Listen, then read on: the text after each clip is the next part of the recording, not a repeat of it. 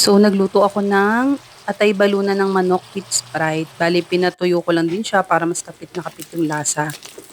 Merong taba-taba yung balon-balunan, so tinanggal ko lang siya. Tapos, ayun yung ginamit kong pampamantika. Nilagyan ko lang din siya ng konting atsuete para maging kulay dilaw siya. Tapos, yung mantika na lumabas dun sa taba ng balon-balunan, ayan yung ginamit kong panggisa sa sibuyas bawang. Pagkatapos ko magisa, nilagay ko na rin yung atay balunan. Tapos, nilagyan ko siya ng laurel tsaka ng paminta.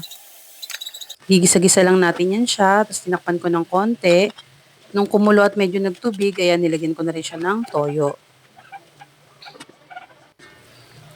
Papakulo-kuluin ko lang din yan siya, saka ko naman ilalagay yung Sprite pang sabaw. Bali, hindi ko inubos yung Sprite. Tapos nilagyan ko siya ng asukal, tapos ng oyster sauce. Para may lasa na rin yung atay kasi mamaya-maya tatanggalin natin yung atay para hindi siya ma-overcook.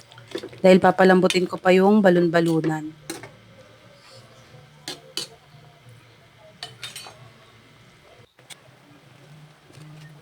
So ayan, nung kumulo na siya, tinanggal ko na isa-isa yung mga atay. Para palambutin pa natin yung balon-balunan kasi hindi pa siya malambot. Tsaka para din mag-evaporate na yung iba niyang sabaw kasi mas gusto ko to pag dry para hindi siya malangsa. Kapag ganyan na siya, medyo parang nagka-caramelize na yung sauce niya, ibabalik na natin yung atay.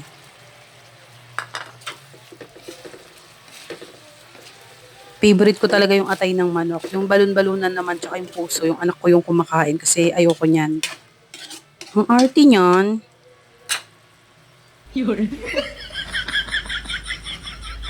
Tapos lalagyan ko rin siya ng isang pirasong siling green, pampabango lang din yan siya.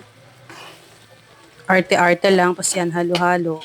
Medyo papalutuin ko lang din yung siling green kasi na-late ko na siyang nailagay at kanina pa. Pero okay na yan guys. Salamat sa panonood.